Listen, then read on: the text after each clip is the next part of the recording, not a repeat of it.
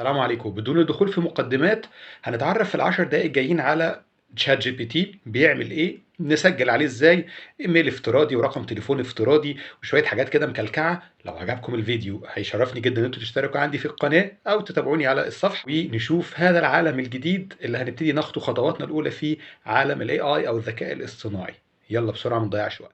يلا بينا للخطوات. وأول حاجة في الخطوات اللي هنعملها عشان نقدر نسجل في الشات جي بي تي، عشان طبعا هو ممنوع في مصر ان احنا ننزل في بي ان اللي هو Virtual Private Network.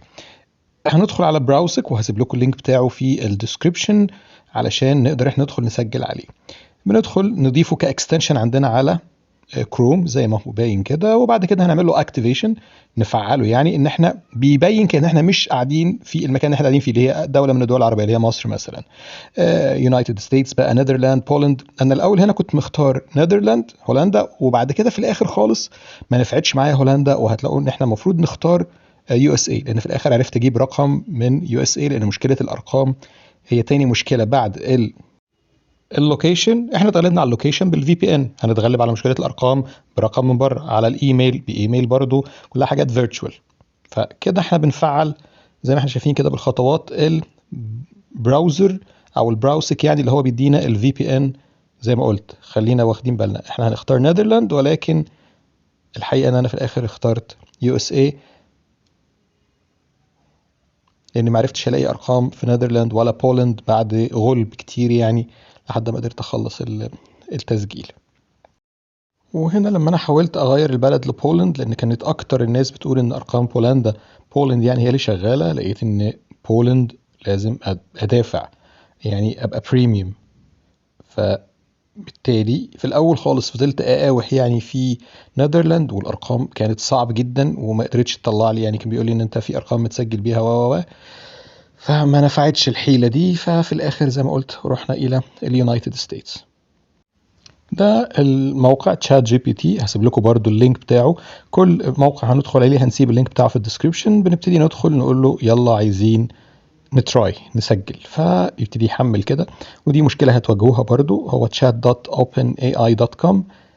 هنلاقي ان هو بيقول لنا في اوقات كتيرة جدا ان انا مش فاضي. هو طبعا هنا قال لي ان خلاص الكونكشن سكيور، لان هو لقى ان انا خلاص مش في مصر بالفي بي ان، وكده كأن انا خلاص في الستيتس، في نذرلاند، في بولند، اي بلد بره مصر.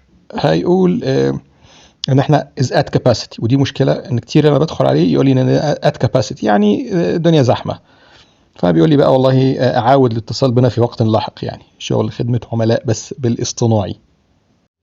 فخلاص يعني هيقول لنا ايل نوتيفاي بقى لما ارجع، ان احنا عن طريق الميل يعني، علشان يقول لنا احنا رجعنا. طيب بنروح بقى على المكان الافتراضي التاني، ان احنا نجيب temporary email. فبنروح برضو على الموقع ده، هسيب لكم اللينك بتاعه، هو temp-mail.org، علشان نحصل على ايميل افتراضي نسجل ونقوم بالتسجيل بيه. ده كده شكل الموقع، وهنبتدي ان احنا نعمل عملية التسجيل بالايميل الافتراضي خطوة بخطوة. ده كده شكل يعني الانبوكس بقى بتاعنا بتاع التمبراري ميل. هو حاليا از امتي، مفيش حاجه جات لنا عليه. هيجي لنا طبعا عليه نوتيفيكيشن عشان نعمل عمليه التفعيل، بس مش دلوقتي.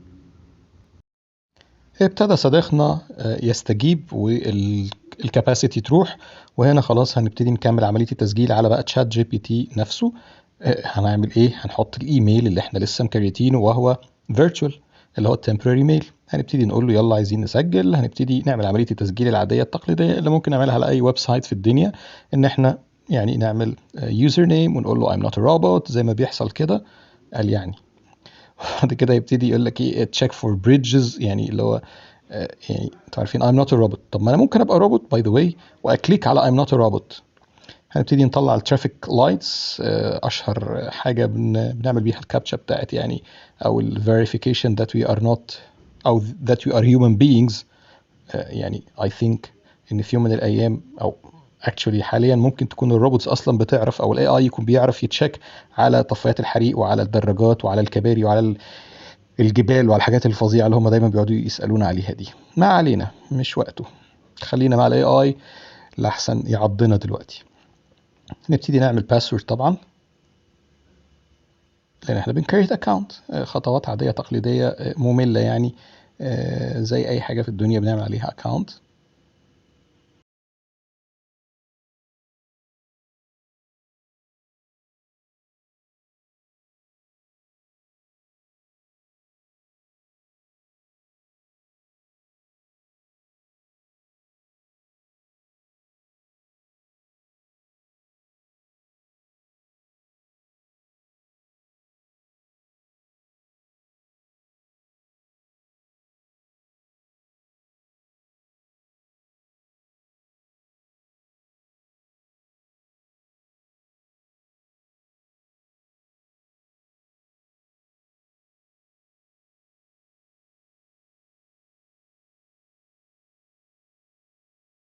بنبتدي بعد ما نحفظ الباسورد نعمل عملية الفيريفيكيشن للايميل بتاعنا. يعني بنروح رايحين بقى على الانبوكس بتاع التمبرري ميل اهو. هو كان بيقول ان هو كان امتي، لكن حاليا لا خلاص اوبن اي اي هو بعت لنا اللينك اللي بنعمل بيه تفعيل للتسجيل.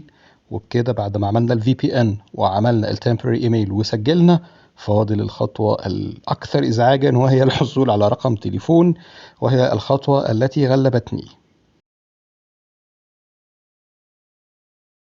بنكمل عملية التسجيل بقى بالاسم وبكده لحد ما هتلاقي ان هو بيطلب مننا خلاص نعمل رقم تليفون. طيب ده احد التطبيقات اللي حاولت ان انا اجيب منها رقم التليفون. هحط لكم اللينك بتاعه بقى عشان ايه ما تدخلوش من عليه. يعني انا حاولت طبعا وغلبت بيه، وهسرع عن الحته اللي جايه وبعد كده هجيب لكم بقى ازاي عرفت اجيب رقم التليفون يعني بطريقه تانية اللي هي الفيريفايد. فهقف هنا وهتلاقوا الدنيا بتسرع شويتين ثلاثه علشان نعدي كل هذه الخطوات التي ضيعت مننا الكثير.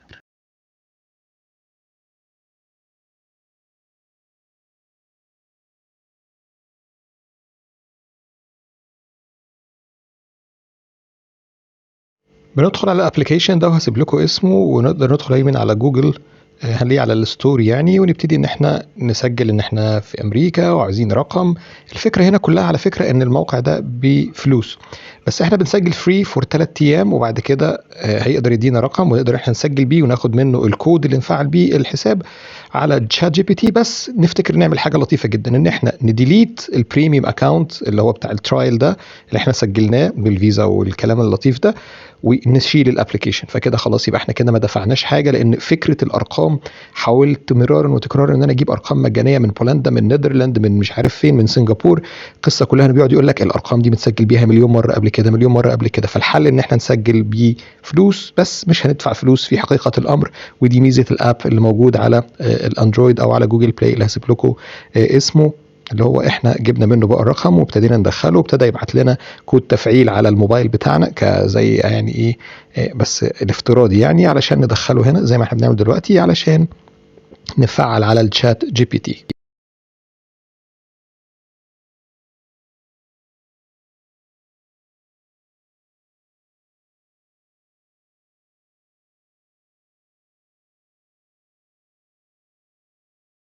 وهو هيبتدي يظهر معانا خلاص ان برضه هو بيتشيك if the connection is secure، وهيبتدي يبروسيد وهيبتدي يفتح لنا. وشايفين اللي بالاورنج فوق ده معظم الوقت يجي يقول لك ايه معلش والله احنا عندنا زحمه. مش هو الكلام ده يا جماعه مش كان زمان مثلا على الانترنت العادي والارضي والذكاء الطبيعي مش الاصطناعي؟ حتى الذكاء الاصطناعي بيقعد يدينا الايه المشكله اللي فوق دي. وممكن لما بنعمل ريفرش او نستنى شويه نصبر صبر انساني طبيعي عشان نتغلب على الكاباسيتي الاصطناعيه، مش مشكله. هبتدي بقى اختبره وادخل بقى اسئله بقى واحصل على اجابات بقى من الذكاء الاصطناعي. وعنده اسئله طبعا افتراضيه عشان يعمل لنا سيلف ليرنينج ونبتدي نتعلم. بكتب السؤال بيبتدي يديني بقى ايه معلش النبي احنا يعني ايه معذورين دلوقتي وتعالى كمان شويه. نفس القصه برضو اللي هي اللي بتطلع بالاحمر دي، ان انا عمال احط له اسئله، ويعني حتى جربت من الاسئله اللي هي الافتراضيه. بس نصبر معلش يا جماعه، هي تجربه اكسبيرينس ثريلينج ومثيره جدا، فنصبر. فضل يعمل معايا كده شويتين وبعد كده ايه سبته بقى ومشيت. اسيبه يعني فضلت وراه اسجل سؤال يعني عايز اسال واخد الاسئله الافتراضيه اللي عنده. يا ابني مفيش، فضل ابى يعني. اول يوم اللي نفسد عليا فرحتي ان انا يكون عندي اجابات اصطناعيه، لحد ما الحمد لله صبرت ونلت. وبعد كده يعني ايه فتحت بقى معانا طاقه القدر يعني زي ما بنقول. ويعني ما البرومبت ده طلع لنا، سالنا السؤال، هو بقى بيقعد يقول لك ان انا رايتنج ويبتدي يديك برومبت كده اللي هو ايه، خلاص بيجاوب. سأل سؤال تاني هتلاقيه يقول لك لا بالراحه، يعني اللي هو مستعجل ليه. فيعني وممكن تقول له على فكره ستوب، خلاص انسرنج لو انت اكتفيت من الاجابه. اكسبيرينس لطيفه، يعني انصح اي حد ان هو يدخل يجرب، ونشوف بقى الثيم وفي دارك مود وكذا وكذا. الاخطر بقى هي ان التجربه دي هتعمل ايه في الاوبن بوك اكزامز، وهتعمل ايه في اجابات الاسيز والبروجكتس في الكليات وفي المدارس.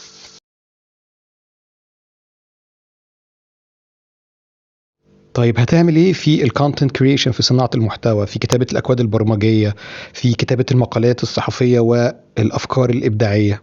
ده اللي ممكن نجاوب عليه في فيديو جاي. اتمنى ان الفيديو ده يكون بيساعدنا ان احنا نقدر نسجل على هذه التجربه الجديده لشات جي بي تي، وهنحاول نلاقي اجابات لاسئله في فيديوهات جايه ان شاء الله عن تاثير بقى الاي اي على صناعه المحتوى والتسويق والديجيتال ماركتنج وتقريبا كل شيء في حياتنا. وانا استخدمت الاي اي دلوقتي عشان اغير صوتي يبقى صوت روبوت. السلام عليكم.